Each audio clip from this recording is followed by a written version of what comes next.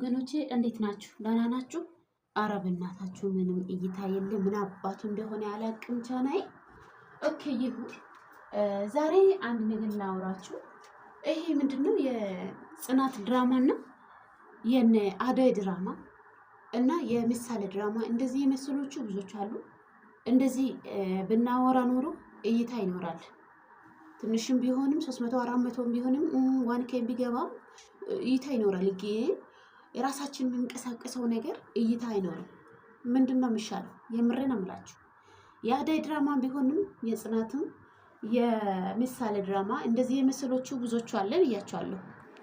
እነሱን ብናወራ ትንሽም ቢሆንም እይታ ይኖራልና እነሱም ብቻ አይደለም እኮ እነሱን ውጤታማ ያደረገን እነሱም እይታ ሲያገኙ የኛ ቻና የነሱ ነገር እየሰራ የኛ ቻና ነው የሚበላሸውና አሁን እንግዲህ እኔም ሲያስበው የሚሰራው ነገር በጣም ግራ ነው እየገባኝ ያለውና ብቻ አላቅም። እሱን አያስቀረኝም።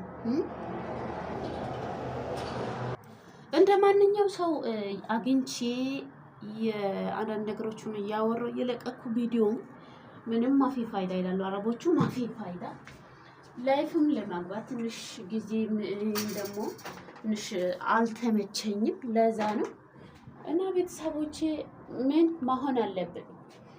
በእርግጥ እነዚህ ድራሞቹን ስንሰራ እኛ ፍላጎት ኑሮ አይደለም፣ ታውቃላችሁ። እኛ ፍላጎት ኑሮ ደስ ብሎን አይደለም። ምንድነው እሱስ? ብዙ የምንሰራው ነገር ሰው ቤት ስለሆነ የምንሰራው ነገር ራሳችን ደግሞ አስተካክለን ራሳችን በቃ አለ አይደል አስተካክለን ቁጭ ብለን አንዳንድ ነገሮችን እየቀረጸን ለማውራቱ አይመችም። ለሰው ቤት በጣም ከባድ ነው። በጣም ከሚለው በላይ ነው ከባድ የሆነው እና ለዛ ነው የሰው ቤት ስለሚከብድ ነው ቁጭ ብለን የራሳችን ነገር ቢቀረጽ ብናወራ ምንም ነገር እይታ ቢኖርም ባይኖርም ማስራት ይቻላል። ግን የራሳችን ነገር ለማውራትም ቪዲዮ ለማስራትም ዛሬ አንድ ቪዲዮ ለቅቄ ነበረ። ትናንት ወደ እንደዚህ ድምጽ ያወራው ሴትዮዋ ወጣ አገኛችን። ምንድነው የምታወሪው ብለኝ በዛ ጊዜ ራሱ ተረድቻለሁ። ሰው ቤት እንደማይመች ማለት ነውና አሁን የነዚህ ድራማ ብንሰራ ቻናው ይበላሻል። ጋይስ ግን ምን እናርግ? ምን እንስራ? አሁን እኔ ላይፍ በዚህ ወር ውስጥ ገብቼ አላውቅም። በዚህ ወር ውስጥ ላይፍ ገብቼው ሰርቼው አላውቅምና እሱስ ምንድነው ትንሽ አልተመቸኝም። ቤት ውስጥ ሰውየው ሌላ ቦታ የነበረው እቤት መጣና ለዛ ነው ያልተመቸኝ። ግን አሁን እንግዲህ ያው ታውቃላችሁ ትምህርታቸውም ተዘግቷል። እቤት ናቸው የሚሆኑ ምንም ነገር እንግዲህ ለማዞሩም ራሱ ያው ለማዞሩ ግዴታ ስላለብን እንዞራለን እንጂ እንደዚህ ላይፍ ምናምን ለማግባት ይከብደኛልና ምን ማለት ፈልጌ ነው የራሳችን ቁጭ ብለን ለማውራት ጊዜ አይኖርም። ለብሰን ጽድት ብለን ያው ታውቃላችሁ አስተካክለን ራሳችንን አስተካክለን ሚዲያ ላይ ስንወጣ ዝም ብለን እንደዚህ በቢጃማ በምን መውጣቱ ያስጠላልና ማለት አለ አይደል ጽድት ብለን ስንወጣ ነው ደስ የሚለው እና ምን ቁጭ ብለን ለማውራቱ ምኑ ትንሽ ያስጠላልና ራሳችንን አስተካክለን ቀያይረን ለማውራት አይመችም። ትረዳላችሁ። ለዛ አሁንስ ትንሽ ክብድ አለኝ። የምሬ ነው የምላችሁ ክብድ አለኝ እና አንዳንድ ነገሮችን በራሴም እያወራሁ እየለቀኩ የነበረው ጋይሶች የምሬ ነው የምላችሁ። ምንም የሚቆጥር ነገር የለም። ምንም አይቆጥረኝም። እንደገና ደግሞ ሰዓቱን በጣም ወርዷል።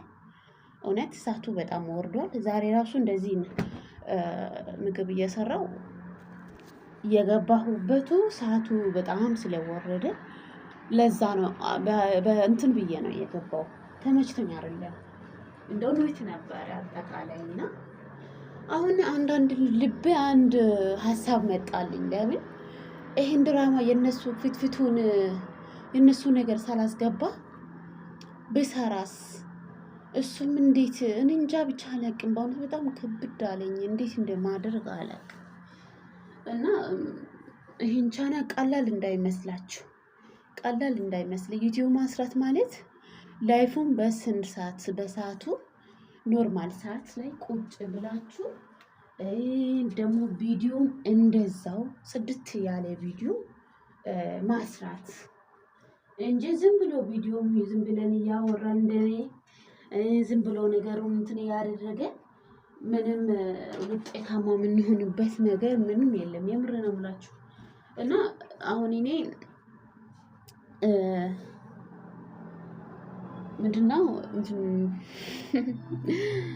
ሞኔታይዝ ከሆንኩኝ አንድ ወር ሆኖ አልፎኛል። ግን ሞኔታይዝ ከሆንኩኝ በኋላ ነው ላይፌን ትንሽ ቀዘቀዝ አደረኩኝ እና በእርግጥ በበር ገብቼ አላቅም።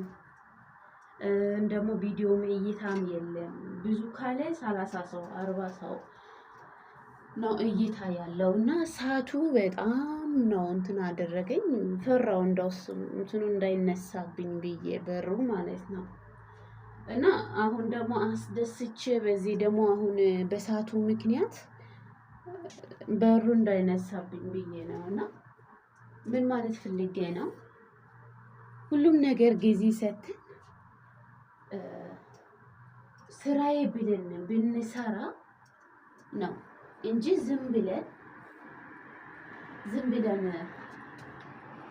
ያገኘውን ነገር እንደዚህ ያወራን አንዳንድ ልጆቹ በጣም ይሸርታል። በነገራችን ላይ ሚዲያ ላይ የወጣ ነገር አዲስ የወጣ ነገር ቶሎ ብሎ እነሱ ሲያወሩ በጣም ይሸርታል። አንዳንዶቹ በጣም ጎበዝ ናቸው ብታያቸው እና ጎብዝነቱም ሳይሆን ቻናውም ይሸረታል። 2000 3000 በላይ ነው የሚታየው።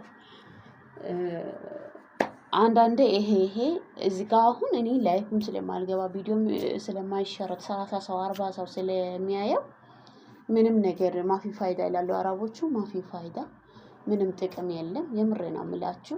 ሰዓቱን በዛ ላይ ተነሳ ምንም ሳንቲም አልቆጠረም። የምሬ ነው የምላችሁ። በጣም ነው ሳንቲምም በጣም ምንም የቆጠረ ነገር የለም ማለት 2 ብር ማለት ይሄ ብር አይደለም። በነገራችን ላይ የምር ሰው አያይም። ከቪዲዮ ይልቅ ላይፍ በበር ቢገባ ይሻላል። ላይፍ በበር ብቻ እየገባን ረጅም ሰዓት ቢቀመጥ እሱስ ጥሩ ነው ብዬ አስባለሁ።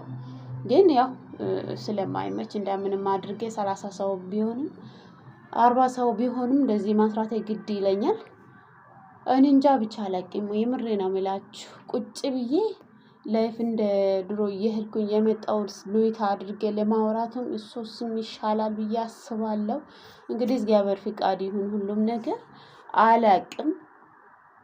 ግን እንደዚህ ድራማዎቹ ባመጣ ኖሮ ትንሽም እይታ 200 300 ቢሆንም ቅድም እንዳልኳቸው 1K ቢሆንም እይታ ይኖራል። ግን ቻናው ደግሞ አደጋ ላይ ነው የሚገኘው እና በጣም ከባድ ነው።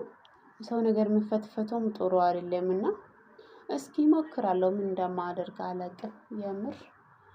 እና ወገኖቼ እስኪ ቪዲዮ እኔ ዝም ብዬ የማወራው ነገሩን ቢሆንም እናንተም ደግሞ አግዙኝ። ቪዲዮ ትንሽም ቢሆንም እስከ መጨረሻ ብታዳምጡ ትንሽ ይረዳኛል። ግን ያው የሚያይ ሰው የለም በነገራችን ላይ እና ሰው ሁሉም አንድ አይደለም። በነገራችን ላይ የምር ቪዲዮ አይታይም።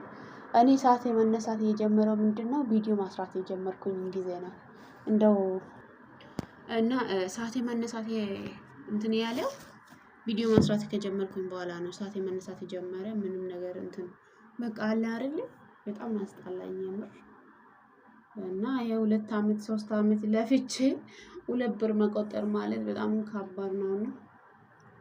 ያው ሰው በነገራችን ላይ ቪዲዮ እንኳን 2 ደቂቃ ማይም የምር ነው የምላችሁ። ሰው ዝም ብሎ ኮሜንት አስቀምጦ ነው የሚወጣውና ለዛ ትንሽ እንትን ብዬ ላይፍ ለማግባት ያው ኑይቱም ያረኩኝ የመጣው እንደዛ ማውራት ሞክራለሁ።